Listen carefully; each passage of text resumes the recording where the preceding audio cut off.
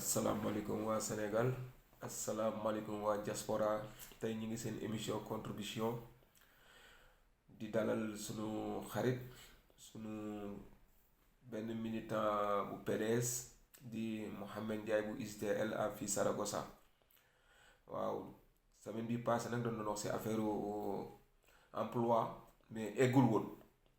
tey nag dañ koy bëgg a yaatal daal pour mu yaatalal nu ko jox nu ci xam-xam boo xamee ne ñun xamuñu ko, pour mu xamal nu daal nan lañ mën a def Sénégal ba emploi yi gën a yokk. ndax temps yi Sénégal bëri na coow emploi am na wala emploi amul. il faut daal nga leeralal nu yéen su fekkee yéen ñëw ngeen noo leen di taxawee pour régler emploi bi. Abdoulaye, bon ñu ngi lay nuyu di nuyu mbokki Sénégal ak mbokki diaspora yëpp ñu ngi leen di nuyu bu baax a baax di leen ziar. Bon yaakaaruma peut-être aussi que ne dinaa fi mën a wax loo xam ne nit ñi xamuñu ko, n'est-ce pas? Parce que bon ñun moom suñu xam-xam taxul mu bari lool ba ñu mën a wax lu nit ñi xamul, mais bon dinañu barkeelu rek comme ni ñu koy waxee contribution la ci li nga xamante ne si moom lañ yaakaar ne war na mën a contribuer ci li doxal réew mi ci secteur yu bari. Bon ci wàllu emploi comme ni ñu ko waxee woon jamono yële ci ginnaaw mooy suñu dernière émission, réew mu mel ni Sénégal bari na nit ñoo xam ne tey taxawal nañu seen société di liggéey di am xaalis di faj seeni soxla, waaye li ci réew mi moom joxuñu ko parce que figuré wuñu fenn. Donc à part yenn yi nga xamante ne si dañ koy fay di ko fay maire yi nekk ci dëkk yi ñu nekk ñoom, am na leneen loo xam ne waroon na leen mais peut-être mënuñu ko fay parce que figuré wuñu fenn. Donc liggéeyu gouvernement la mu ñaax nit ñi ci former seeni société ci norme yu légal, n'est-ce pas? Registré wu figuré fi ñu war a figuré wu di fay li ñu war a fay soog a nag mën a réclamer li nga xamante ne si moom la ñu war a réclamer. Donc réew noonu lay doxee. amul nag benn réew ci àddina bi boo xam ne am na capacité képp koo xam ne rek yaa ngi développer ay activités ci réew mi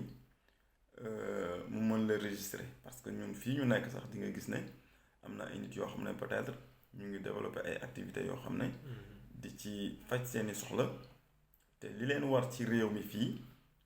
duñu ko def parce que figuré wuñu fenn. waaye ci seen grande majorité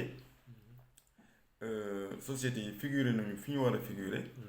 ci seen grande majorité ñi ngi fay li nga xamante ne si moom la ñu war a fay. te itam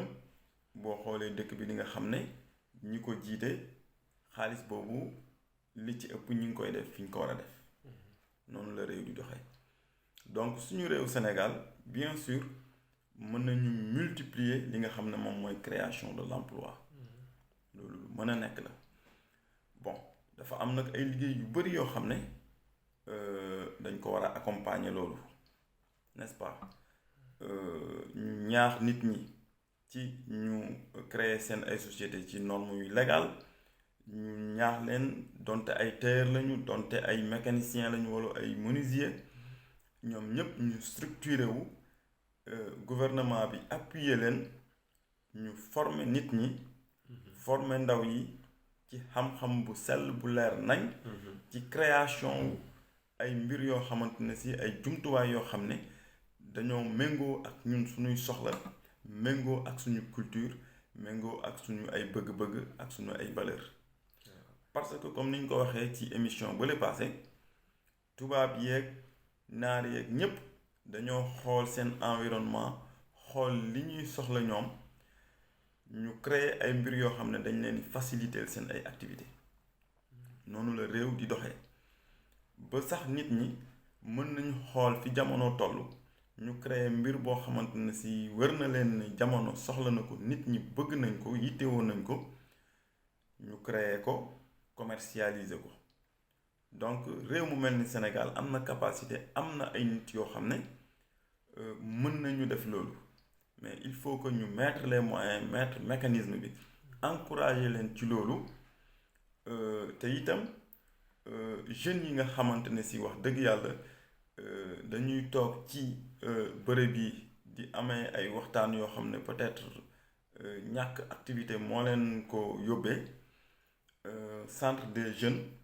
am nañ ay programmes yu bari yoo xam ne ñun fii ci réew mi doon nañ ci participer di indi suñu ay xalaat bi ñu demee ba jëm jamono ñu gis ne bari na ci loo xam ne peut-être sax ñun bu ñu ko waxee ñoom ci yooyu la ñuy tënku ak ñeneen ñi di def pour mën a résoudre li nga xam ne moom mooy problème société bi parce que dañuy créer ay concours jël benn thème ñaar nit ñi ñu waxtaan ci ki gagné ñu jox la benn prime boo xam ne patati patata dugg na ki gën a fële yu demee noonu boo jëlee exemple ci Dakar ne dort pas par exemple mu nekk émission boo xam ne man yàgg naa di ci wax muy ñaax nit ñi ci xalaat naka la ñuy def ba organiser benn événement bu mbaay pour ñu ñëw couvrir leen médiatiser seen activité je pense que xel ak xalaat yi nga xamante ne si orienté nañ leen ci xalaat mbir yu demee noonu bu ñu wutoon système bu ñu leen encouragé ñaax leen ci xalaat ay jumtuwaay wala lu mu mënti doon rek loo xam ne réew mi dina ko soxla moo xam ci wàllu menuiserie ci wàllu mécanicien ak ci activité bu mu mënti doon je pense que yooyu noonu ay mbir la yoo xam ne dañ leen war a encourager mettre système bi nga xamante ne si moom moo koy rendre faisable ba xel yi ak xalaatu nit ñi jëm ci gëstu ay mbir yoo xam ne dañuy amal njëriñ réew mi donc à partir de là Ablaye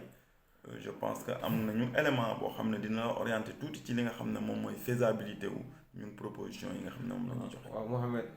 li nga wax leer na mais man dafa am benn côté bu ma la bëgg a laaj ndax nee nga comme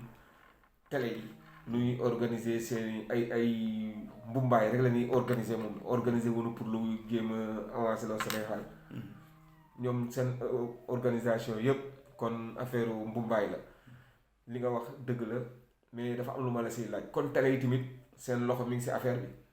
bon voilà xam nga Ablaye télévision rajo ak yu ko niru yëpp dañoo am influence bu mucc ay bu doy waar ci li nga xamante ne si moom mooy activité nit ñi n'est-ce pas donc je pense que ci wàllu éducation ak leneen lu mu mënti doon ñoom ñoo ci jiitu n'est-ce pas ñi leen moom aussi dañoo am seen ay activités n'est-ce pas seeni activité bopp yoo xam ne ñoom ci la ñuy yëngatu te loolu yëpp nekk benn monde boo xam ne moom itam dafay créer emploi bi muy créer ci activité yooyu nga xam ne moo leen di may xaalis ñoom ci la leen di jëmale n'est-ce pas donc ñoom am nañu part de responsabilité ci li nga xamante ne si noonu la réew mi di doxe mais comme tey dañuy wax ci wàllu emploi bu fekkoon ne tey nguur gi établir na benn programme bu am solo télévision yooyu aussi dinañ ko mën a jàllale ba ni ñenn ñi di amee cofeel ci yenn activités yi ñu leen di wan yenn événements yi ñu leen di wan ak yenn programme yi ñu leen di wan bon ñeneen ñi itam wax dëgg yàlla tànn li nga xamante ne si moom mooy activités yi nga xam ne ñoom ñooy jëmale réew mi kanam donc je pense que télévision yi dinañ ñëwaat ci lu gën a yaatu ci seen taxawaay ci réew mi bu ñu demee bay waxtaan ci wàllu éducation parce que loolu aussi lu am solo la ci réew éducation yemul ci nit ñi jàngi école ak yu demee noonu gën naa yaatu loolu responsabilité bi nga xamante ne si moom la nit ñi am ci éducation yemul ci professeurs yi leen di jàngal wala seen wayjur yi nga xamante ne si ñoom ñoo leen di yar mais gën na yaatu loolu. waaw Mohamed fu mu nekk da nga xaw a laal éducation mais dugub dañ bàyyi ba beneen yoon waxtaan ci affaire éducation tey moom affaire emploi bi la ñuy waxtaan. affaire emploi bi ndax sànq wax nga am na ñoo xamee ne seen xaalis am na fu muy dugg te duggul si gouvernement bi te bu dul dugg si gouvernement bi dinañ jël gouvernement bi jël lu nu am bàyyi leen ak ñoom lu nu moom mais emploi yi ñoom dañuy former seen entreprise bu ndaw bëgg gouvernement bi jàppale leen mais gouvernement bi jàppalewu leen ay entreprise extérieure lay jàppalewul doomu Sénégal yi loolu nag yow noo ko gisee ak emploi. voilà bon effectivement loolu dafa nekk aussi lu xaw a doy waar Abdoulaye parce que gouvernement bu fekkee ne dafay liggéeyloo ay société ay entreprise dafay jël ay sociétés yoo xam ne am nañ capacité pour réaliser projet yi nga xam ne ñoom la gouvernement bëgg a réaliser n'est-ce pas loolu daf ci am solo waaw liggéey nga dénk koo xam ne leer na la ne kii am na capacité pour développer liggéey bi c'est là où se trouve le principal problème n'est-ce pas ce qui veut dire que entreprise u Sénégal yi bon bari na ci ñoo xam ne ambitieux nañu ñu ngi liggéey ci normes yu mucc ay ñu ngi jéem a am doole pour mën a couvrir nécessité état bon état bu soxlawee loo xam ne amul entreprise ci réewam boo xam ne capable na pour def ko c'est normal que mu xool feneen li normalul nag mooy nga jël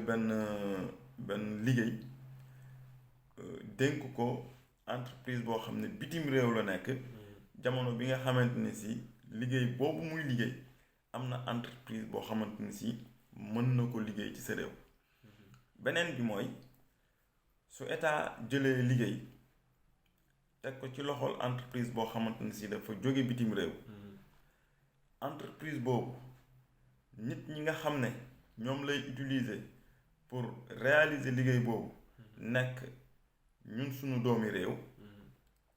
dañ leen war a mettre ci ay conditions yi nga xam ne yu identique la ak seeni doomu réew liggéey ya ñuy développer te mu méngoo ak liggéey bi ñuy développer ñun suñuy doomu réew ci suñu réew bon loolu état moo ko war a négocier ba nit ñi mën ci jëriñu ni ñu ci war a jëriñoo mais li doxul mooy nga dem wuti ay accords yoo xam ne boo ci paree say doomu réew la ñuy utiliser seen doole ci lu ko jarul n'est-ce pas moment bi nga xamante ne si ñooñu nga xam ne ñoom ñoo ñëw ci sa réew di liggéeyloo say doomu réew lu mel ni lañu fay liggéey ñoom ñoo ngi koy liggéey réew seeni doomu réew ci seeni réew te mettre leen nag ci ay conditions yoo xam ne yu mucc ayib la ñuy doon loolu moom dëgg la moom donc loolu mooy li nga xam ne normalul tey normalul suba amul explication ñun waxuñu ki nga xam ne dafay fayeeku fii 1200 euros par exemple bu demee Sénégal muy fay ay liggéeykatam 1200 euros waaye li nga xam ne moo war a mën a nekk mooy nit ki nga xam ne dafay liggéey fii di fayeeku 1200 euros li mu mën ci salaire am ka nekk Sénégal di liggéey mën loolu ci salaire am mais réewum Sénégal da ngay gis ñu liggéeyloo nit ci ay conditions yoo xam ne moom la muy fayeeku lu mu lekk-lekk gu doy sax mënu ko cee am transport dem ñëw bi moo koy débrouiller boppam ak yeneen yu dul jeex je pense que yooyu yëpp ñun waruñu nangu ñeneen di jóge bitim réew ñëw di ko teg suñuy doomu réew mais nag problème bi mooy Ablaye ne am na sax ay sénégalais yoo xam ne dañuy liggéeyloo ay sénégalais di leen mettre ci condition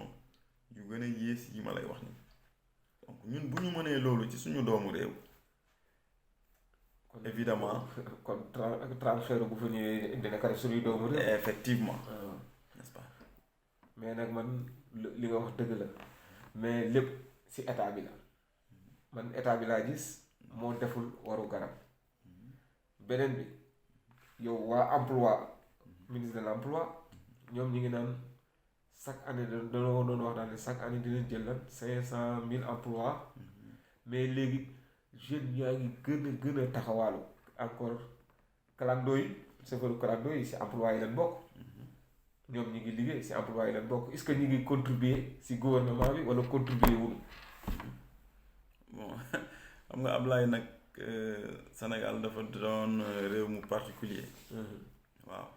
Sénégal yaakaar naa ne moom la fa xewul fenn bon parce que bëri na koo xam ne tey moom dina la ne gouvernement bi patati patata dugg na fi gën fële mais moom d'abord moom ci boppam est-ce que mu ngi contribuer c'est ça le problème chauffeur clando yi bon man ni ñuy dundee dese na maa leer mais li nga xamante ne si moom ngay teg sa bët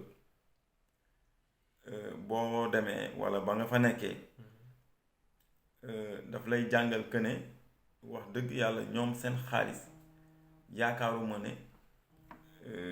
mi ngi dugg fi mu war a dugg n'est-ce pas donc loolu aussi problème bu rëy la.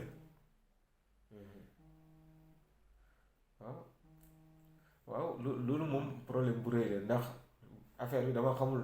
taximan yi dégg naa ñu naan ñoom dañuy fay xaw ma seen droit mais clando yi duñu fay droit mais clando yi tamit si emploi yi leen bokk ndax ñoom est-ce que ñu ngi leen di fay est-ce que ñi leen di liggéeyloo ñu ngi leen di fayal IPRES ñu ngi leen di fayal IPRES seen cotisation pour bu nu à la traité ak yooyu ndax emploi normalement ministre de l'emploi loolu lépp war na ko régler ndax doomu Sénégal buy liggéey ñu lay dagg di dagg sa xaalis waroonoo xam sa xaalis li nga koy daggee fan la jëm mais na ngay xool chauffeur Sénégal dafa mel ni comme nu nu respecté fii chauffeur respecté wuñ ko chauffeur Sénégal ndax fii Sénégal fii da ngay gis chauffeur yi dañuy am seen IPRES dañ lay da ngay cotiser ñu xool liñ lay dagg mais Sénégal da ngay gis chauffeur boo xam ne danaan la man sama salaire li nga wax sànq rek suñ ma si daggee lii du ma si dagg mais suñ ma si daggee lii du ma am lu ma reeree man nag affaire boobu jaaxal na ma est-ce que Sénégal warul gouvernement bi jël ne te chauffeur temps lañ ko war a fay ku nekk mu wax leen comme fii nu mu demee soudeur temps lañ koy fay ñii temps lañ leen di fay. bon secteur boobu dafa xaw a doy waar. dafa laaj defaraat bu yaatu mucc ayib. n'est-ce pas parce que entre voyageur bi kuy tukki ak borom oto bi ki moom oto bi je pense que soxlawuñu leneen n'est-ce pas Sénégal nag dafa bëri ay fonctions yoo xam ne dañ leen a créer ci wàllu transport yoo xam ne man comprendre ruma leen boo demee fu mel ni Mbuur bëgg a tukki bon dafa difficile boo demee garage nga bëgg a dem Dakar bon chauffeur bi war a yeb bi warul yeb c'est-à-dire que affaire bi confusion bi am foofu dafa doy waar te loolu yëpp intermédiaire boo xam ne du ci dara moo ko waral léegi nga bàyyi garage parce que garage bu teyee ñu ne prix bi temps la bu subaa ñu wàññi ko gannaaw suba ñu ne non benn oto nanguwu la dem parce que dañoo bëgg a yokk prix yi n'est-ce pas selon moment bi moo xam korité la moo xam tabaski moo xam événement la bu mu mënti doon n'est-ce pas bon nga ne damay dem jëli oto croisement Saly par exemple boo demee foofu entre borom oto bi ak yow mi bëgg a tukki am na ñeneen ñoo xam ne ñoo leen di xëccoo kii naan naa ko yóbbu fii kii naan naa ko yóbbu fee donc voilà maa lay yebal oto bi bu feesee non ay jeux yu doy waar yoo xam ne yooyu yëpp ñàkk norme moo leen waral n'est-ce pas nit ñi di xool yan pexe la ñu mun a def pour def benn activité boo xam ne dañ koy defee ni mu leen neexee rek ñoom xam nga ni mu leen neexee rek lañ koy defee donc je pense que réew mi war na romb foofu bon ñun ñu ngi dégg ñuy waxu système mais Sénégal moo doonagul réew mu tegu ci yoon yoonu système. parce que tey ji problème yi ñu am ci wàllu construction. bay daaneel ay kër ak yooyu yëpp ñàkk système moo ko waral parce que fii procédure bi mënuloo koo tëb c'est-à-dire que bu fekkee ne dañ laa laajte numéro benn référence boo xam ne moom lañu war a dugal pour mën a continuer procédure bi numéro référence boobu boo ko indiwul procédure bi day bloqué moo xam yow da ngaa jënd terrain wala dem ci beneen étape ki nekk ci service bi lay yóbbu ci beneen étape bi dafa am ay références yu mu war a dugal ci système bi pour que nga mën a am beneen kayit bu dugalul référence yooyu système bi du ko bàyyi mu avancé alors yow foo xam demal loo xam waxal mais du signature kenn mooy tax yow ñu délivrer la papier bi ñu la war a délivrer parce que c'est le système loolu mooy système yow booy liggéey ci benn entreprise munoo muusa ko waane bépp weer bi deewee ñu fay la xaalis bi ci sa loxo day jaar ci banque bi loolu mooy système n'est-ce pas donc je pense que yooyu yëpp bu fekkoon ne am na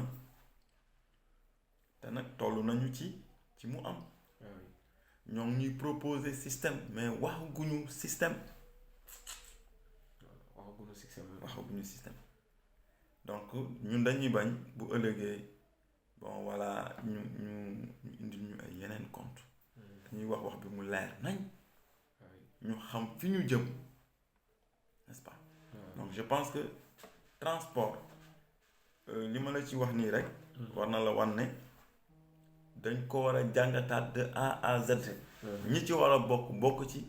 ñi ci bokkul ñu jéem a xool ci leneen lu ñu mën a bokk loolu mooy dëgg. waaw Mouhamed xam naa suñu émission yi neex na mais dañ koy dagg fii noppaluwaat ay 10 minutes ñëwaat xam naa ñu continuer waat ko jeexagul moom emploi dafa yaatu dañ koy continuer waat ndax ñu ngi yem si système bi te système bi tamit si emploi yi la bokk dañ ko bëgg a continuer ndax Sénégal actuellement toll nañ foo xamee ne waratuñu fay nit suñu bëggee corruption jóge fa tey dama déglu ñu wax ne Sénégal ba léegi ñu ngi si liste rouge bi suñu bëggee corruption jóge fa dina fa jóge xam naa bu ñuy ñëwaat même si emploi yi dinañ si waxaat si loolu